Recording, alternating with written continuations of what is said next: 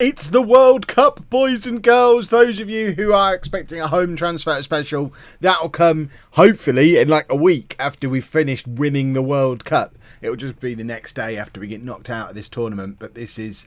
oh, I'm excited. It's World Cup o'clock, boys and girls.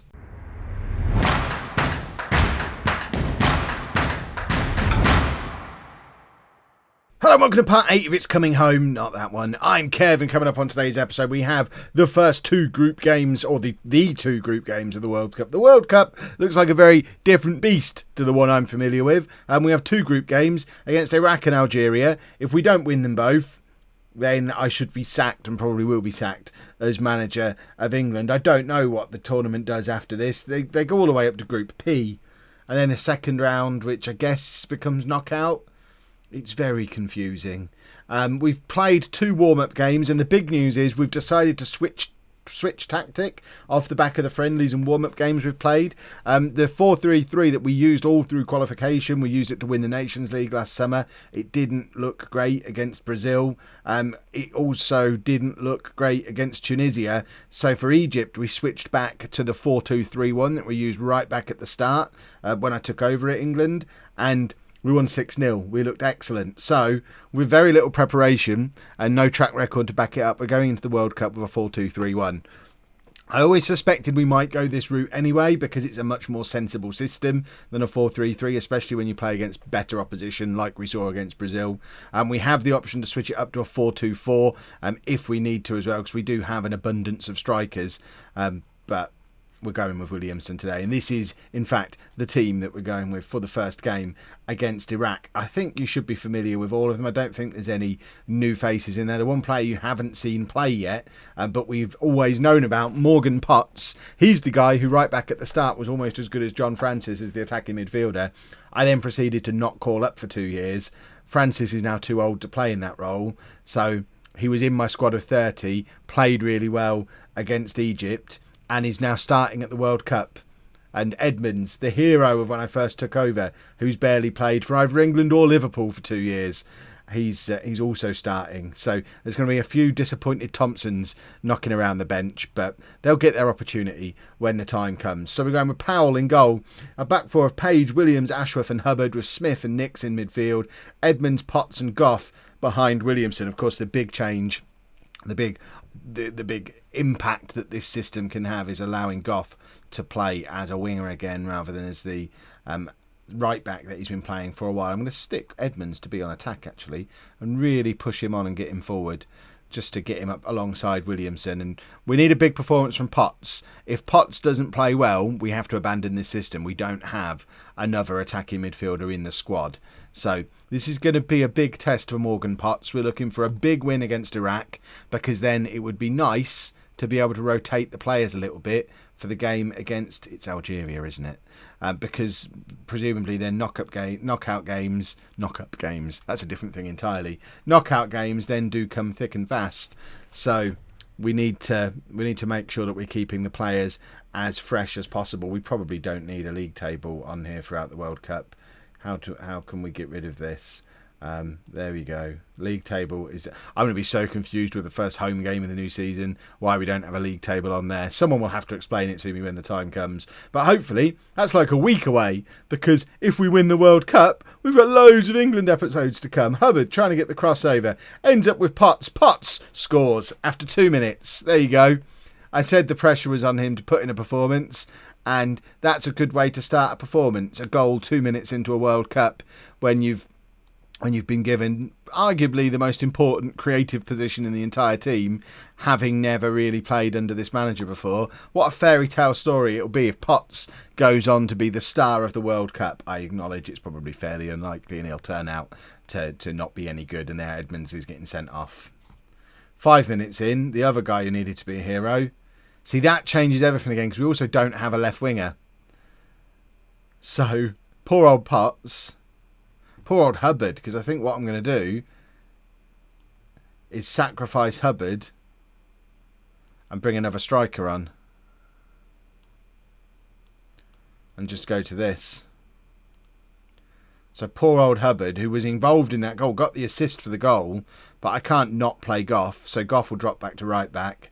Hubbard comes off. Thompson, there you go. I told you the Thompsons would get their chance occasionally. We now have a Thompson up front, and we're going with something that looks suspiciously like a diamond. Obviously without the base of the diamond because of silly boys, but hopefully against a team like Iraq we shouldn't need a base of our diamond. Edmonds is done now. He was so good at the start. He hasn't had an opportunity for 2 years. Oh my word, he's done at this point. I can't be doing with that. Williams with the free kick, and the header goes just over. I think that was from Ashworth getting onto the end of that. We're in danger of messing up now, down to 10 men for so long.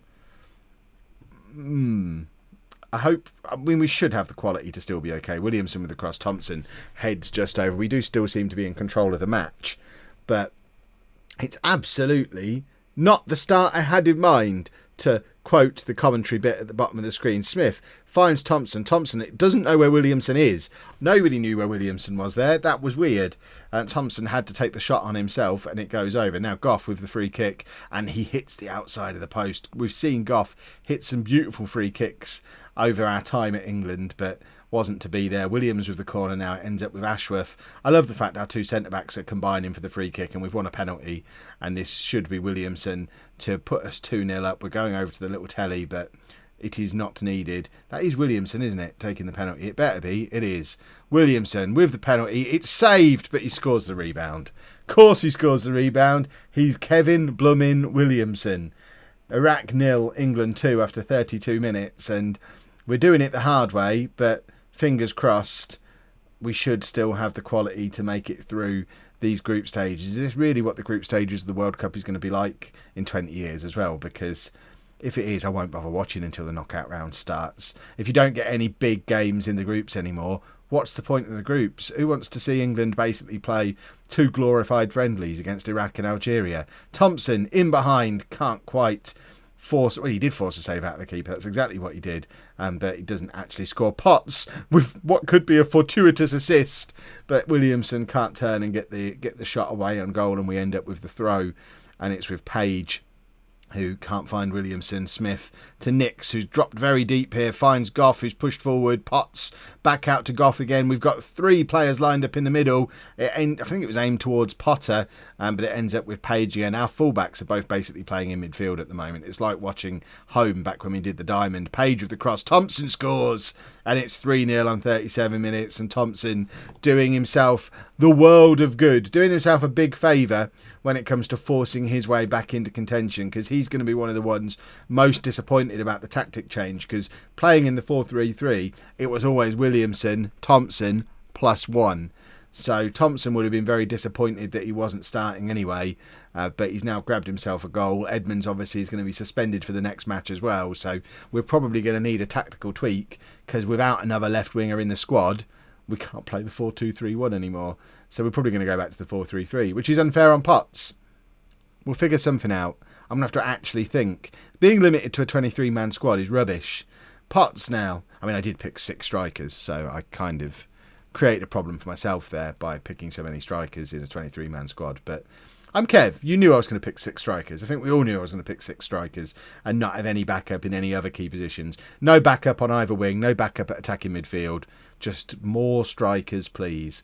Williams now looking for Page. Finds Page to Nix, to Smith. Both Nix and Smith were struggling for fitness in the friendlies as well, so we're going to look to take them off fairly early on in the game. Smith now on the edge of the area, finds Potts, back to Smith again. One of them needs to get a shot away. It's Goff. Goff should have scored, and it goes just over. We have absolutely dominated. We only needed 10 men in this game. This could have been an all-time World Cup high-scoring match if we'd have had 11 men on the pitch. Williams now to Smith.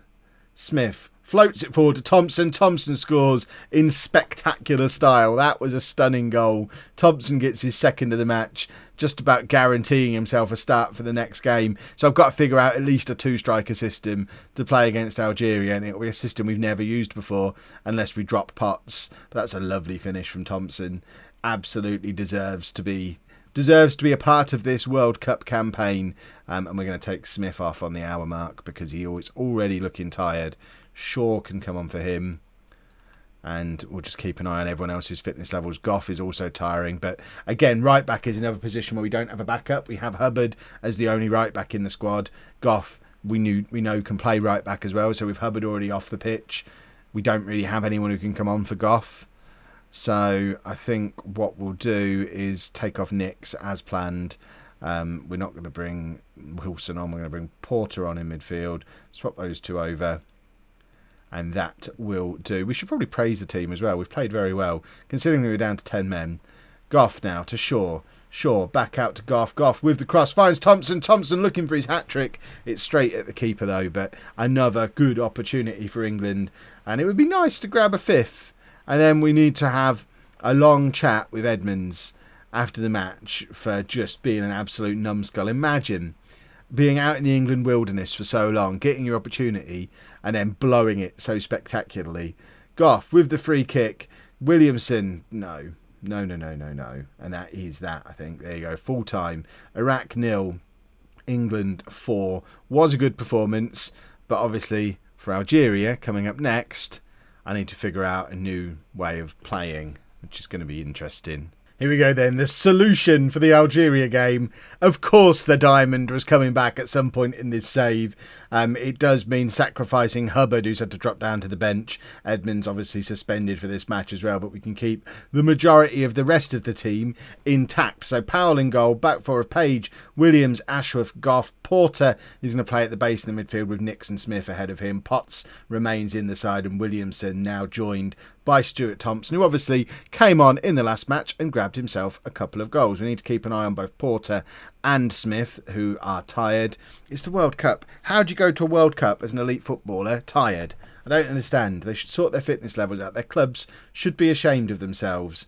Go out there, 1 point to qualify for the next round. That'll be lovely. Hopefully, this should be a bit of a formality, you would think. Algeria and Iraq haven't yet played, actually. So if they were to draw with us, how is a point enough? Surely, when you've got groups of 3, the top 2 aren't going through. Or else I am absolutely baffled by how this works. Groups all the way up to P, and then the top 2 qualify. This just feels like there's too many teams at the World Cup. This is silly. Is this what the future looks like? Right, this diamond is not working at all. Half an hour in, we're not playing anywhere near as well as we were in the last game. We need Edmonds back. I said he was done. He's not. He'll play in the next game. We need wingers again. Or I guess we need to go back to the 4-3-3. But this isn't that different to that. I mean, Potts played well in the last game. He didn't deserve dropping. If we did a 4-3-3, Porter would probably be the third midfielder. So it's not hugely different from the 4-3-3. If anything, it's like a more sensible version of it that just doesn't seem to be clicking at the moment. But here is Potts, finds Williamson, who's dropped very deep, finds Smith to Nick. Smith looks shattered. Ball over the top to Thompson, who scores. It's a lovely finish from Thompson. That's his third goal of this World Cup now, although the ref is running over the little telly. Needs to have a word with himself here. It was a beautiful pass. Look how happy I am. The run was from deep. That goal stands. Does the goal stand? We need the goal to stand. Referee, are we happy? We're happy. Excellent. So Williamson played it across to Smith. It is a lovely... it's Nix who actually played the pass. I thought it was Smith. But it's a beautiful ball over the top. Thompson timed the run perfectly. It's a lovely finish. Thompson is the future of England goals. Obviously, Williamson, realistically, this is going to be his last major tournament. Thompson will be taking over as the main man from here. And he might even take over as the main man during the tournament if he continues to outscore Williamson. That would be a nice little way to pass the baton, both playing together in a World Cup and having Thompson outscore the all-time record goal scorer. Nix with a tackle that turned into a ball over the top. Williamson is there and Williamson scores, and it's 2-0 to England, and there you go. We are just about through to that second round now. But then so's most of the world, it seems, because this World Cup has just... it's mad. What a tackle pass from Nix. I've never seen anything quite like that before. That was awesome. Thompson unselfishly squared to Williamson. Excellent stuff. But Nix, that was superb. He's my new hero. Right, team talk. Very pleased. Just keep doing what you're doing. Smith is going to come off within the first 10 or 15 minutes of this half, because I don't understand how he's quite so unfit. But we have seen, particularly in the Nations League finals last summer, just how important Smith is to this team. So we don't want to risk getting him injured. So we will take him off to protect him. ideally, a third goal goes in, then we can take him off. Nix with another good interception, finds Thompson again. Williamson is alone in the middle, and I think that's Potter who's gone to join him. Williamson tries to go it alone, forces the save, wins the corner, and it's, who is that to take? It's Page to take. And come on, let's have a goal. That's a terrible corner. Get Goff taking them from both sides. That was just awful. Right, Smith, 5 more minutes or a goal, and then he can come off. If they score here, it's a little bit different because then we do need to keep our best players on. Central midfield is an area where once you get past Nix and Smith, we don't have a huge amount of depth as a nation. So I don't really want to. I mean, look at his match fitness is appalling. He must have been carrying an injury into this World Cup. We need to wrap him in cotton wool and nurse him through these first few games as he finds his way back to fitness. Shaw comes on for him, and we'll make another change on the 70-minute mark, and we're going to go to the 4-3-3 now. It served us so well for so long. In fact, we should have it saved. There it is. So we'll switch to the 4-3-3, just shuffle the midfield around a little bit so we've got everyone in their right positions. Potts is the guy who's coming off. We'll bring on Wilson. He can go out wide, and we'll do... Actually, that seems to work better, so we'll do that. Wilson comes on to play his first game in the World Cup, and then we're keeping an eye on Porter as well. I don't think we have another central midfielder to come on for Porter. And to be fair, Porter's not going to be a regular starter throughout this tournament anyway, so he's not one that we need to protect. I should think Goff is probably the next one who needs to come off. Goff or Williamson. Just to protect their fitness levels. They're two of our most important players. Hubbard as well, he's probably got a right grump on as well after starting the first game so well, getting an assist after 2 minutes, subbed off after 5, not starting the next game. He's probably a little bit miffed, so we might bring him on for Goff just to get him a little bit more game time, to have him try and convince me that we should be playing Goff in midfield. That is beautiful from Wilson, brings the ball down really nicely. 10th goal for England now, but it's just really nice the way he's controlled that and tucked that away. Round of applause for Nick Wilson. Let's have a little look at it from the other angle. Shaw played it out to Page. Page with the cross, and it's just lovely control from Wilson. That is a special goal. It took a long time to get the shot away. I think against better opposition, that causes problems, but against this lot, we're all right. I am going to take Goff off now. Goff for Hubbard. And that is going to have to be our final change. So hopefully we don't pick up any more injuries. Thompson now racing down the left-hand side. He's got options ahead of him. One of them is Wilson in the middle. So is Williamson. But there is Wilson. Hits the post. It came back into the path of Williamson, but he couldn't quite get there ahead of his opponent who was chasing after him. I guess the next game, the Algeria-Iraq game, is going to be a playoff for that second place then. Which seems mad. They're obviously, neither of them are good enough to be in the next round. Just knock them both out. Let's trim the fat off of this World Cup immediately. It seems silly that there's too many games to play. We want to do the home transfer special. There you go. We win again. Excellent stuff. We are through to the second round. I don't know when the draw for that happens. Or World Cup doesn't have a draw, does it? It just kind of happens. So do we find out immediately who we play? We've qualified by winning our group. It doesn't say who we're going to play yet, though, does it? No. So I guess that'll be a surprise in tomorrow's episode. So if you have enjoyed that, please make sure you leave a nice big thumbs up on there for me. Subscribe to the channel for daily Football Manager videos. And thank you very much for watching.